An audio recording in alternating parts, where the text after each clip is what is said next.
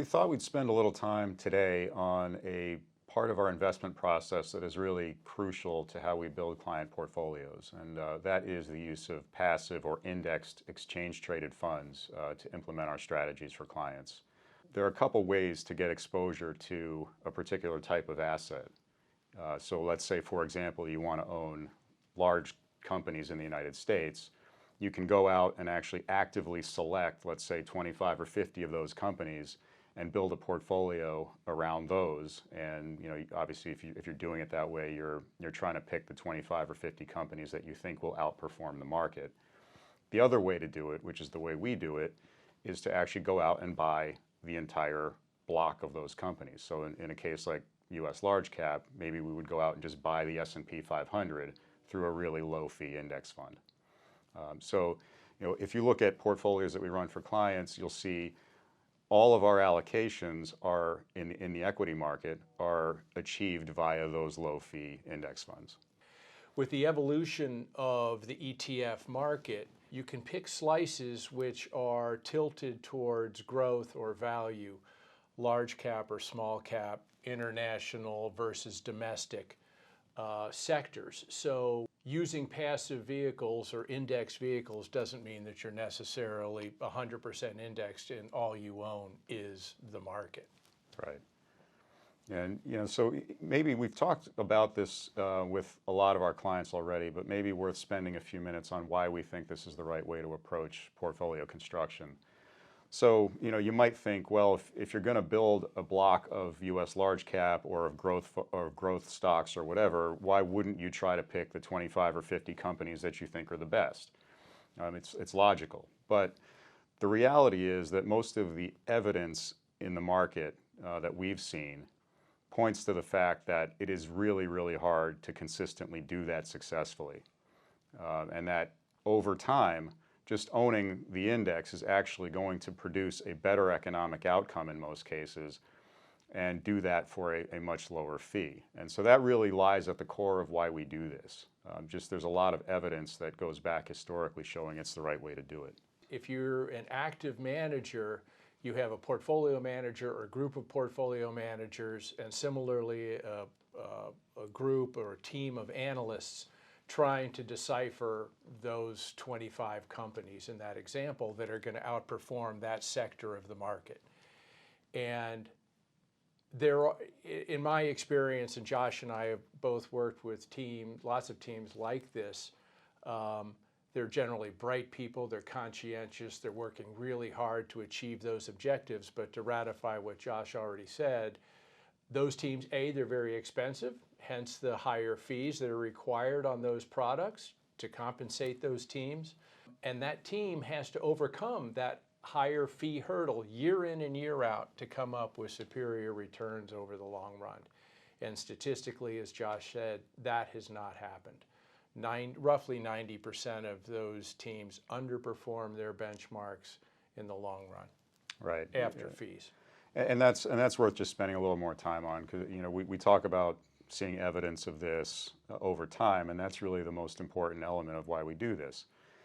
S&P produces a study every 6 months that looks at the U.S. mutual fund market and covers about 2,000 funds, and these are all actively managed funds that are trying to beat their index. And what they found is that over shorter time frames, right, so let's call it a year or 3 years, there can be periods where the majority of active funds outperform. So for example, the most recent study was June of last year, and about half of the funds outperformed. It was actually a little less than half that outperformed, so it was slightly worse than a coin flip. But if you go further out, so 3 years, 5 years, and especially out further to 10 years, so covering full market cycles, what you find is that that achievement record becomes worse and worse with time. So when you look at, for example, the 10-year measurement period, of all the categories that S&P covers, and I think there's 18 of them, the best result was that 65% underperformed. So in other words, only a third of them performed better than the index for the 10-year period. And that was only one category. If you look at the entire cross-section, in the vast, vast majority of cases, 85% or more of the funds underperform their index over time. So the evidence really does point to the fact that it's very hard to do. And it gets back to what Frank was saying, is like, why is that? Well, fees is a cost, right, is a big part of that. You have to support those teams. And if you're not consistently outperforming over and over again over the course of a decade, it becomes really hard to keep track with the index. Because you're owning entire sectors of the market, and let's just stay with the one, the large cap example that everybody is familiar with, the S&P 500. Well, if you own the S&P 500 ETF, you own all 500 companies in the same proportion that they are by market cap that they represent in the marketplace. To the example Josh was using, if an active manager selects just 25 of those, that's obviously a significantly lower level of diversification. Hence, potentially more risk in the form of idiosyncratic risk, single name, outlying performance. Sometimes it's for the better, sometimes it's not, and that creates a higher level of volatility at the portfolio level. With a greater level of diversification comes better liquidity as well. ETFs, the E stands for exchange. These portfolios, these funds trade all day, every day that the stock exchange is open. So tremendous liquidity, tremendous transparency, real time into every holding within every one of those portfolios. Right.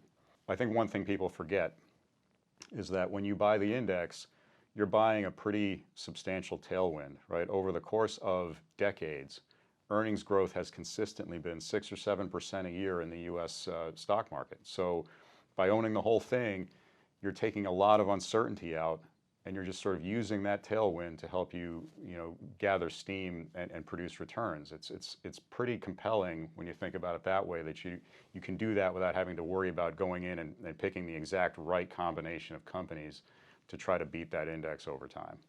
The expansion of the ETF market, because there are so many options and well-defined slices available, either by industry sector or large cap versus small, growth versus value, we have options on how to build portfolios and create tilts that reflect our macroeconomic and valuation views. And we're going to cover that more in the next video that we release in another week or so.